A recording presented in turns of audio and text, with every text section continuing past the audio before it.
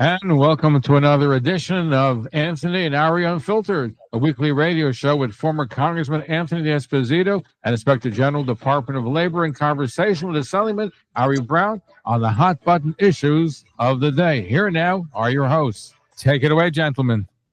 Good morning, Zev.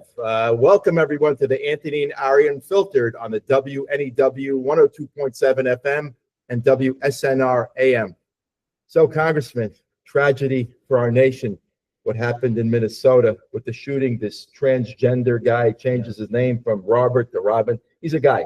He's a guy that shot up a religious institution, went after children with pure hatred. And of course, the media is washing over what's going on. Yeah, unfortunately, the media is not focused on the actual facts and as to why this happened. And I think I was monitoring the different networks. Like I have in my house, I watch a bunch of networks at the same time, so you can kind of get the different spins on it. Later on today, I'll be hosting Newsmax for 2 hours, and one of the things that I'm going to talk about is the fact that you had this situation, and then you have people like, I don't know if you heard late last night, Gavin Newsom decided to blame Republicans, saying that this was about gun control. I think that we need to remind everyone, and obviously you don't need to be reminded, but I think our listeners need to hear it again and again. We live in a place like New York, and now I want to point out that over the last 5 years or so, the amount of people killed or injured in shootings by semi-automatic or automatic weapons is less than 5%. You know that you're a former detective, decorated detective. I say it all the time. I've taken or been part of taking well over 1,000 illegal firearms off the street. Guess what no perpetrator has ever said to me? This is my gun permit. It never happens. And the reality here is that in the states, especially the blue states like New York, like California, we have some of the toughest gun laws around. The problem is that you have a governor in New York and in California, Gavin Newsom. Gavin Newsom, his only play here is just trying to stay in the national news, right? He wants to be relevant. He wants to say something that he thinks will fire up the base. The only things that he has to say are ridiculous statements about Republicans and that he hates Donald Trump. That's really the basis. Would you agree that every single major liberal city has the highest amount of crimes and the most restrictive gun controls in their particular state? Absolutely. And I think what needs to be talked about, and I know that you deal with it every day in Albany, but we need to remind our listeners, our governor, Kathy Hochul, and the guy who wants to be mayor of the city of New York, Andrew Cuomo, they are the ones who signed into place criminal justice reform, cashless bail. They are the ones who came up with this brilliant idea of putting signs throughout New York City, right? This is a gun-free zone. What perpetrator, who the F listens to that? This is a gun-free zone. It's not working. And the biggest problem is that cops are handcuffed. They are handcuffed. Why? Because Hochul, Cuomo, Gavin Newsom, their cohorts are these radical rogue DAs. People like Alvin Bragg, who Tish James. I mean, the fact is that you cops go out there, they put their hands on people, they take guns off the street, they put bad guys, bad girls behind bars, and before they finish the paperwork, and I want to say, cops say that often, and we hear it on conservative news networks. Oh, they do the paperwork. Before their paperwork is finished, the perpetrators are let out. And you know how many times I see, especially on CNN, when they have the roundtables and all the Democrats and the liberals and on the left, they roll their eyes. It's real. It's true. I've seen it. I still speak to my cop friends, my old partners, every single day.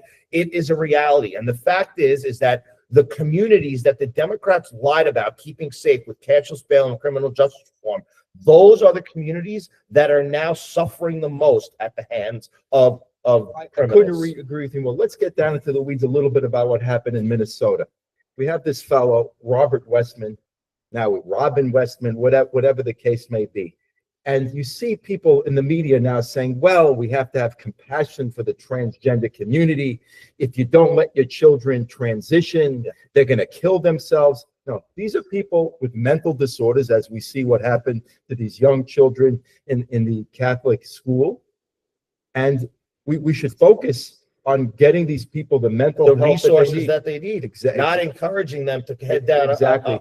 Not to spin it that they're being oppressed in some way. If any other group would have attacked a black church or some institution, the uproar would have been so great. But it was a Catholic school, and it was children, something the liberals are against, family and children. You look at all half of these freaks with the purple shaven heads and things like that. They don't have children. They don't care about children. They hate the family, and they want to abort most of the family. And I think, and this is what happens. yeah, and thankfully, you know, we have leadership here in Nassau County. There's a reason why we're the safest county in America. Our county executive, Bruce Blakeman, does a fantastic job. Our police commissioner is always on the front lines, Pat Ryder. But one thing that I give kudos to both of them, and of course our district attorney, Annie Donnelly, is that they always give credit to the rank and file, to the men and women who put on the uniform and keep our communities safe every single day. And I think love our rank and file, but if they don't have the power to put away, how many times have we heard Annie Donnelly say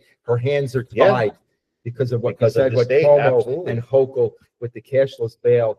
And not to reform this injustice of the but you know, bringing it back to the Minnesota shooting, I think that one of the things that at least I'm most worried about, someone who's a law enforcement professional. I sat on the Homeland Security Committee, and I've spoken to my colleagues over the last 24 hours.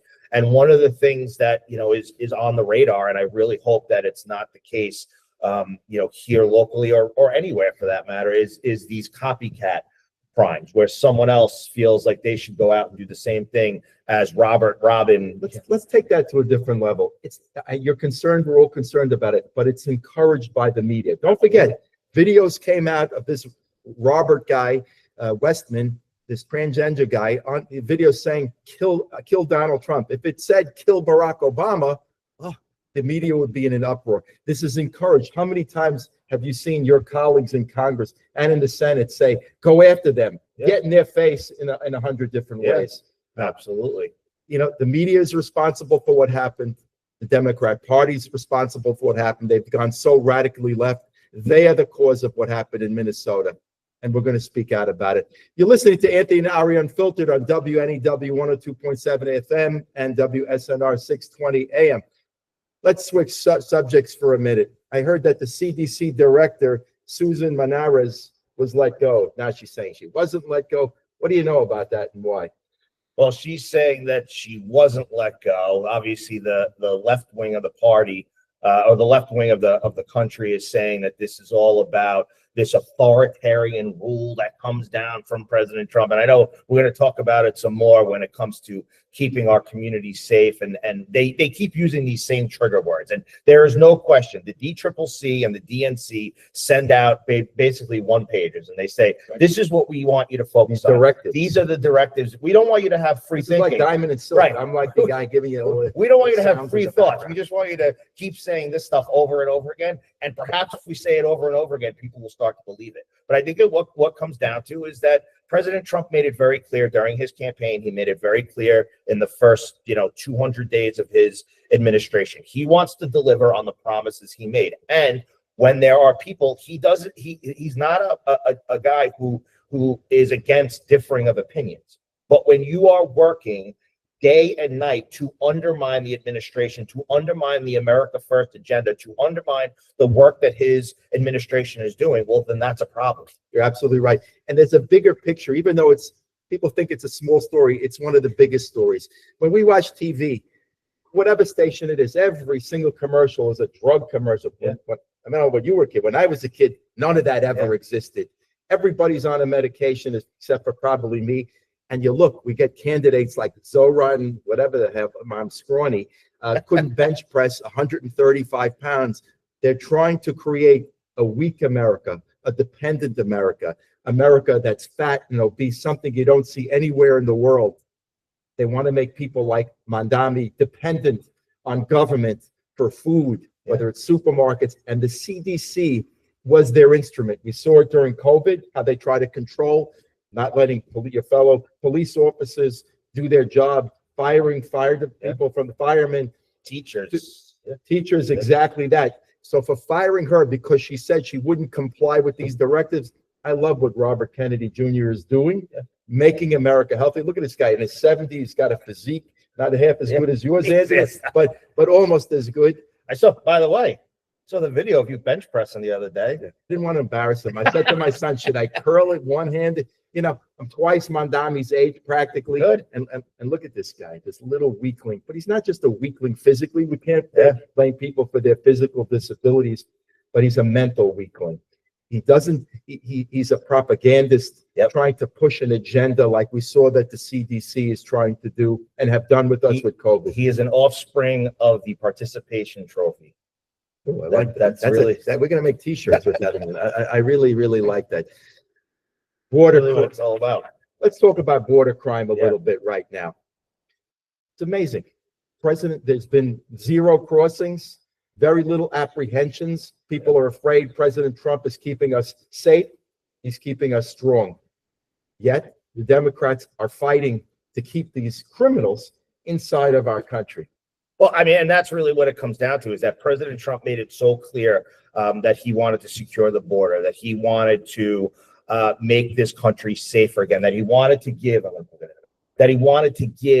the law enforcement professionals, federal, state, and local, every resource that they need. And I've said it to you, I've said it on major news networks, and I'll continue to say it. There has been no greater friend to law enforcement in the Oval Office than President Donald J. Trump. That is a fact. But the idea that the Democrats, and we talk about this in politics all the time, there are issues that we fight for, there are issues that we stand on. There are some issues, for instance, that, when we first, like you and I, when we first got... I got to interrupt you for 1 second. We have this audience clamoring at the doors. Our congressman's going to leave us for 1 second and just, hey, look, guys, we can't, hold on a second. I'm going to take over for a second. This guy is the most popular guy you can possibly imagine. You got an audience like a mile long outside the door wanting to hear what our great Congressman Anthony Esposito has to say. What our congressman was saying was so true. How can it be possible that the Democrats, the liberals, want to protect and preserve rapists in our country? The crime that's going on in every major city, not even every major city, in suburbia, has almost been not eliminated, but has been quelled by the actions of our President Trump. And yet they fight him every single day. They'll fight to keep the rapists and murderers in place in our country. I say to our audience every single day, it's very simple. You have families, you have friends. It's time to protect our families and friends and keep our elected officials who are looking to do the right things by us in office. You're back? I'm back. Yeah. So it's a busy time of year. We're preparing, just locally real quick, and talking about the Minnesota shooting. So we're a little bit concerned. We're kicking off the San Gennaro Feast next week. There's even like girls at the dance. This is like the most popular guy I've ever seen. Look at We're kicking off the San Gennaro Feast, and obviously we've been working over the last 24 hours with the county executive, with the police commissioner, to make sure that everything is safe for the upcoming feast. I loved it. I joined you last year. I'm also of Italian descent. And I hope you join us this year. We have your Italian flag ready to the sash. I wear my Italian shirt that I have for Italian things. But getting back to what we're talking about with the border. So there are some issues that sometimes you come out and you're not the most popular. For instance, I think I am the most. When you and I first came out, and Senator Patricia Canzoneri Fitzpatrick first came out against the offshore wind, right? It was sort of a small group. And we have, with the help of Protect Our Coast, they've been wonderful. They've been amazing partners. But Leo, Christina Kramer, we've grown that, and we've now, it's way beyond the barrier island, and we've been able to thankfully talk to many of our colleagues. Hey, Lee Zeldin's gotten on board with this thing. He had that battery storage thing that you were very prominent in. But when it comes to the border, which is what we saw during the presidential election, is that it's an 80-20 issue. If you remember, we were watching ads from Democrats throughout this country, especially those in high crime areas, who were trying to say they were moderate. We both know that they're not moderate. They're going to vote however. There's no such thing as a moderate Jeffries, Democrat. Right. Laura Gillum tries to say I'm a moderate. Tom Suozzi, I'm a moderate. But at the end of the day, they vote how Hakeem Jeffries tells them to vote. The two of them, just real quick, campaigned on the idea of restoring SALT, right? Andrew Garbarino, Nick LaLota, Mike Lawler, they fought to quadruple. You fought. Yes. We fought.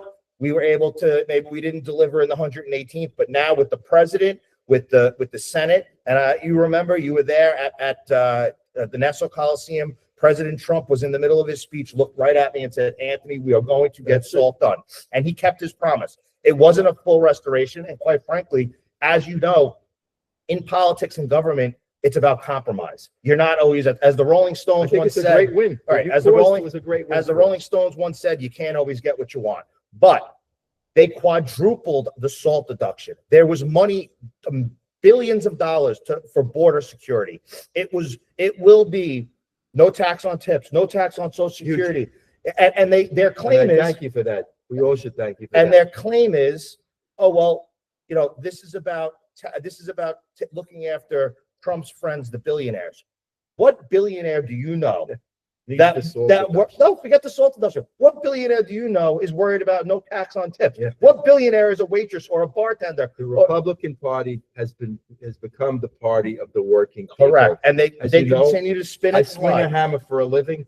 These are the people, that's me, who work with our hands for a living. So my point is, when individuals like Swazi and Gillen, when they had the opportunity to quadruple the SALT deduction for everybody here on Long Island and in New York and across the country, when they had the opportunity to implement no tax on tips, no tax on Social Securities, to fund the border and law enforcement, to basically vote for what will be the largest tax cut in American history, they voted no.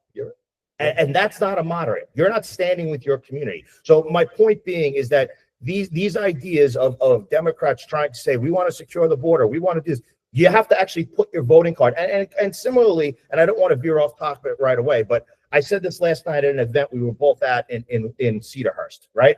The idea that certain groups, these political action committees, especially the ones that are pro-Israel, you should not just garner their support because you won an election. You're right. You have to earn you have to earn. It's a mutual respect.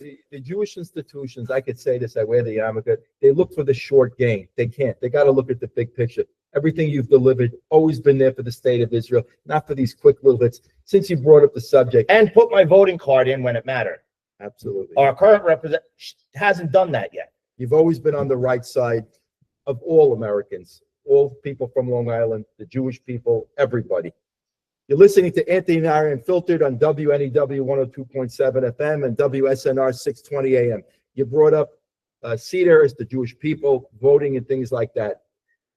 People are asking questions about what's happening in Gaza and the Palestinians. There's no such thing as Palestinians. They're Jordanians. Right. A few years ago in my parents' lifetime, there was no such thing. A Palestinian on your passport was a Jew for the official title of the state of Israel. Putting that aside, people are saying, how could they just clear all of Gaza and start all over? That has to happen. Because if you, not the propaganda, if you look at what's happening in the Palestinian schools, the little children put on plays and performances. We even see in our country, kill the Jews, kill the Christians. The parents gleefully, I think it was Golda Meir that said to some Arab dignitary, I don't remember who it was, she says, I can forgive you for killing my children, but I can't forgive you for me killing your children. They don't understand that concept. They want to create martyrs. They don't care that their children died. This process of clearing Gaza and revitalizing and restarting afresh is what's needed. It's good for the Arab and Muslim people. It's good for the world. We must get rid of all of these terrorist states in every which way, and the world will be safer. I think it should have been done October 8th. I think it was stretched out too long, but here we are. But why am I bringing this up? Because it has to do with people like Mandami, who supports the Intifada, who supports the destruction of our country and our great state. Anthony, you've always been a hero with this issue. So there's so much to unpack there. But first, I will say neither one of us are doctors, but we've both cared for and looked out for people in our lives that we love that unfortunately suffer from cancer. And when they go get treated by an oncologist, do you ever hear an oncologist say, we're just going to cut a little bit of the cancer out and leave the rest in? That is a great analogy. That's what's happening right now in Gaza, and the idea that we think that we can trust terrorists to eventually play nice in legitimately the sandbox is absolutely insane. Hit the nail The on the fact is that we need, as what some of us have said from, like you mentioned, October 8th. I remember where I was on the evening of October 7th. I was at a home in the Five Towns with, I believe you were there, Ambassador Friedman was there, County Executive Blakeman was there, and we said from that evening what needed to happen. We needed to eradicate Iran and its terror proxies, Hamas, from the face of the earth. But what happened? Unfortunately, the Jewish people have a compassionate heart. Sometimes you have too much compassion, you end up hurting yourself. And that's why we are where we are. But I think one of the things that is also important is that we mentioned a few minutes ago how some of these political action committees, especially the ones who support Israel, they just support members of Congress because they just won an election, not because they put their voting card somewhere. Or the thing that really bothers me the most is that you have the idea that on October 8th, or October 7th, really, when we were talking about the eradication of Hamas, and we were standing on, months later on the campus of Columbia University, screaming into angry mobs, dealing with death threats, on and on and on. Where were some of these individuals? Nowhere to be found. Afraid. And silent. Remain silent. More than that, afraid. It's the weaklings. And the way that I look at it is silence is complicit. We talked about 2 days, October 7th, October 8th, automatically triggered. It's coming up very soon, September 11th, and the most important day, September 12th. Yeah. September 11th, it was just yesterday, it was 24 years ago. September 12th, the day that the nation came together in a beautiful way. Yeah. There we had a situation where that reflection really meant something. October 8th really didn't happen. We didn't come together in that way. People condemned Israel for divided. Very much so. We need days like September 12th, and we should never forget. We used to say never forget, but the way we're going to never forget again, unlike how it's used in the Holocaust, is by taking action, to electing bold leaders like you who are not afraid to say the things that other people are afraid to say, a guy that takes action like you always have. We've become friends, better and better friends. You know why? Because I admire you for your bold and courageous action. You're always polite, you're always a gentleman, but you always stand strong on your principles. And everybody knows that and recognizes it. And I can't thank you enough, not just because you're a fire chief, not just because you're a decorated police officer, because you're there for us every single moment of the day, like no other. Ari, you are the same. Listen, you go up to Albany and fight, which it's not just a minority that the Republicans in, or it's a complete disaster. Fighting radicals who not just hate New York, but legitimately hate the United States of America. I have a great conference up there. I have to tell you something. Our Long Island delegation, of course, led by Ed Rock, but Will Barkley, our leader. We really are a tight knit group, and we. So you are dealing with lunatics. That's an understatement. Yeah. It's getting worse and worse. And you know what? Talk about weaklings again. Our speaker, Carl Hasty, Crystal People-Stokes. They cower in fear of the DSA. And this is what we see nationwide. The Democrats are so afraid. In the case of New York, they're afraid of being primaried by the DSA. That's exactly right. We have radical Democrats in Albany, who are being primaried because they're not radical enough. Right. Could you imagine? They don't say, of course they agree with abortion, but you have to abort the baby even before the mother's inseminated. They want an extra measure of abortion. I think the clearest example of that is someone who we've probably got to watch or at least read about. He was elected to the House in 1980 and has been there ever since. Went from the House to the Senate. Claimed to be basically the showman, the guardian of the Jews here in New York. And look at what has happened.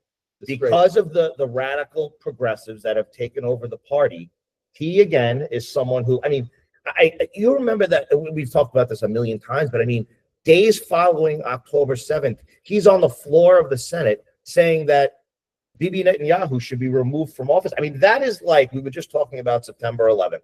That is like on September 12th, someone going to the floor of a government somewhere in the United States of America and calling for the removal of President Bush. It's absolutely insane. But there is a guy who is every day wakes up and probably goes to bed at night if he sleeps in fear of what's happening next. Unlike Because his predecessor, Al D'Amato, stood for the Jewish people. and at still everything he's does, done, and still does. still does, still visits us in the 5 pounds, still lets his voice be heard. Perhaps we don't always agree with everything he says, but one I thing, love everything he says. he's the best. Just celebrated a big birthday, but he's a guy who stands on his morals and never is concerned Just about. like you always do. Well, listen, we both grew up, here in Island Park, and I say it all the time. It's pretty fascinating. I would love to. I'm assuming it's one of the only villages of this size, the village of Island Park, who has sent both a member of Congress and a United States Senator to Washington. So it's pretty cool. But Ari, this is we're on WNEW 102.7 FM, WSNR 620 AM. This is Anthony and Ari Unfiltered. Again, another great show. Yeah. I think we're for the listeners, our plan is right after Labor Day, we're going to start bringing some guests in. Absolutely. We have a lot to talk about, not only national and international news, but things are going to get crazy here locally on Long Island in Nassau County as the big races approach. Thank you, my friend. Stay tuned. Stay tuned. God bless. Great show, by the way. You fire. All right. People ask me, are you going to bring any